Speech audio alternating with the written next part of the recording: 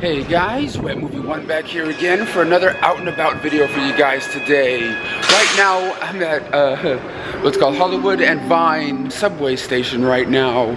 About to head on in to Hollywood for a little bit for a very special movie screening tonight. But before I head on over to the movie screening tonight, I brought a bag of like DVDs, Blu-rays, and like 4Ks and stuff that I'm gonna bring on over to Amoeba Records to see if I can maybe get some store credit or just get something cool over there.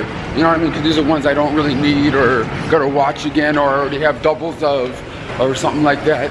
So let's head on over there and see if they have anything new. We're just arriving to Hollywood Boulevard, right across the street from the Pantages Theater, and it's all set up for Christmas time over here. Really dig the ambiance. I almost forgot to tell you this. The movie screening I'm going to tonight is a double feature over at the Egyptian Theater of Crooklyn and Do the Right Thing. And Spike Lee's gonna be there in person tonight with a Q&A in between the films. And he's one of my favorite directors of all time, so I'm gonna be heading on down there, watching some of my favorite movies on the big screen for the first time. So it should be a whole lot of fun. Well, my first stop of the day is Amoeba Music. Let's head on in and see what I can get for these this bag of Blu-rays here. Well, just got into Amoeba right now and I got $78 in store credit, so I'm looking around trying to see if I can find something unique and cool. And guys, I just found out about this event that they're having. Ice Cube's gonna be here in person taking photos with people over here at Amoeba on December 18th, and all you really have to do is buy his album, his new one. I might just do so. Well guys, up here where the movies are, where the director's section is, and since this is a Spike Lee related vlog, they even have a Spike Lee section of all his different DVDs and stuff that came out throughout the years. But this is one of the other films that's playing tonight. I always loved Crooklyn. Crooklyn's an amazing movie. But did Do the Right Thing ever come out on Blu-ray but from the Criterion collection? Because I've had this one for a long time, but I now have like the Blu-ray version of this right here. But there's like all the different Spike Lee flicks that I think he played this one the other night at the Egyptian Theater also. But like I said, since it's in a Spike Lee night, I just had to show the Spike Lee section over here, and this one being his first film of all time, She's Gotta Have It, which is always a classic to me. I always like that one. Well guys, I'm still at Amoeba right now. Came across my homeboy David over here. Right when I first saw him, the first thing he was nerding out over was this Star Wars trilogy DVD set. Man, you haven't upgraded to Blu-ray yet? No, man, I like to stay behind the times. Behind the times? Alright, so you're not gonna rock VHS? Is that too far behind the times? No, it's a little too far behind the times. Yeah, but we're about to go see a Spike Lee double feature tonight. What is one of your favorite Spike Lee movies? Do you have one? I recently saw Black Klansman and I thought it was awesome. Yeah? It's my first time seeing Do the Right Thing and Crooklyn, and I really want to explore that, so. What kind of film fan is he? And never seen Do the Right Thing or Crooklyn. What's wrong with you? I know. We're at our next destination right now, and I ended up getting that Ice Cube CD, so I can maybe attend his, I guess, event that's gonna be happening over at Amoeba in a few days. And also, when you buy the CD, we're like passing out this like limited edition poster. I'm like, I don't really need it. I don't really need the poster, but they just gave it to me anyway. I'm like, okay. But right now, me and my homeboy David are at Frog Frozen Yogurt over here. Yep. About to chow down a little bit. Well guys, we're walking up onto the Egyptian Theater right now, coming in the back way right now. Usually, like when certain stars come out, like Angelina Jolie and different people I've seen, like they have like people standing in line behind that gate, like in hopes of like autographs and things, and this is where they would come. But this is like the back way into the theater. So let's go on in. Well guys, just got into the Egyptian Theater over here. It's Christmas time, so they have to throw up the Christmas tree over here. But I also brought something over to get signed if there was even an opportunity to do so. And that is Do the Right Thing, which is my favorite movie that Spike has ever directed and stuff that I've watched for many years. I've seen this movie so many times, like VHS and DVD wise, and even have the Criterion Blu-ray. But if I can get him to sign this, that'd be cool, but who knows. Alright everyone, we're now in the Egyptian Theater, about to watch the Spike Lee double feature. What's up, everybody? Yo! What's up? Alright, so, do the right thing. Ladies and gentlemen, we have the man, the myth, the legend, director, Spike Lee, in the house. Current, nominated now for Golden Globe, Spike Lee.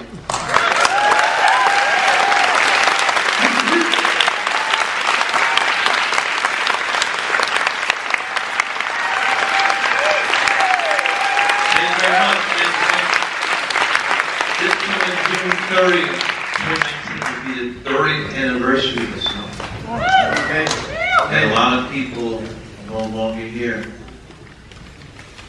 Think of Ruby D, think of Ozzie David, Morehouse brother Bill Nunn, Frank Vincent,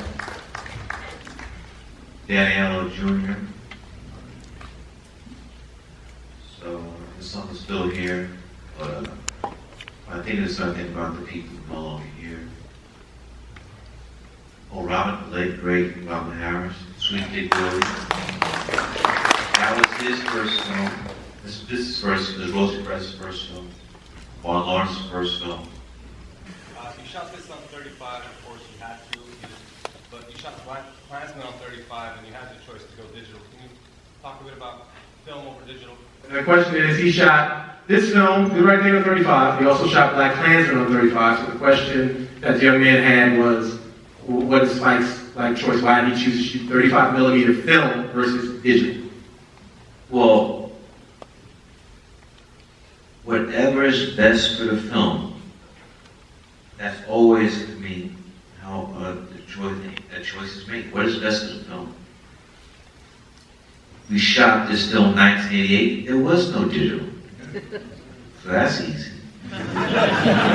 But very fine, young DP Chase Irvin, who did a great job, I think, on Black Klansman. We felt that to evoke the 70s, and for me, to evoke the films I saw as a teenager growing up, you can't get that with digital. You know, I know you might go color correct, but not for me. Spike, it's nice to see you. I've been watching this Do the Right Thing since like about 17 years now. And like the fellow lead, the same thing. I've been seeing new stuff the whole time. And I never understood at the end that Mookie was with them. And then he basically was like, I got nothing to fucking do with these guys. I'm going over here. And he walked over there and basically left them for dead. And then there's that shot on him. And he decides he can't leave him for dead. And he runs and grabs the barrel and throws it through the window. Maybe everybody else saw that. I've never seen that in like all these years of watching. I never made that connection to it. And I just thought that was really cool.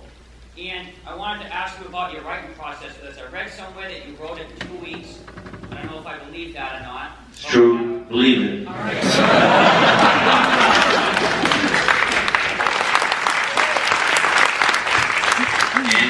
This one? Which one you want? Spike, I just want to say thanks for coming out, man. Really does mean a lot to a lot of us out here, sir. Thank you. Just nothing. I don't know. I have both of these. Yeah. One, That's a real one. Yeah, I bought it a long time ago. All right, everyone. As you guys can tell, I sort of just met Spike Lee just for a second or two as he was, signing. But it was cool to see the man, for a moment or two, right there, and see him speak about his films. And this was the first time you've seen Do the Right Thing. Oh, it's my first time. I was blown away. I was like, yeah. But now you know what I was talking to you earlier about, like his films now and how they were then. It's I know that filmmakers evolve over the time, but like watching this and then watching Black Klansman, would you think it would be the same person if you weren't paying attention to who's directing things? I would think they're two different people. I mean, if you were to tell me, oh yeah, it's a Spike Lee movie, I'd be like, oh wow, that's an interesting jump. Because these are the kind of movies I like that he made, like ones that are on the streets and of Brooklyn, and it's like because this one's of course the day in the life of people that live, in Brooklyn and this one little part of town, and so is Crooklyn in a way where they kind of you know, just as follows his family around Brooklyn and what they, you know, what they do and everything. I don't know, I just kind of like that feel of just that setting, right, and everything. I know, I really do dig his work. But you said you have to get on to work because you have work in the morning. I have work early in the morning, but yeah, man, repping the RoboCop. What? Yeah, man. But it was cool hanging out with you, man. Yeah, for sure, bro. All right, again. All right, man. Yeah. See you later, homie. How cool is that, man? To have you know, one of my favorite movies of all time autographed by one of my favorite directors of all time. Like, come on now. I know it's like not the best autograph in the planet. It's kind of like I said, like a Kevin Smith style one. But what? A nice addition to my collection now. But do you know what I think is really cool?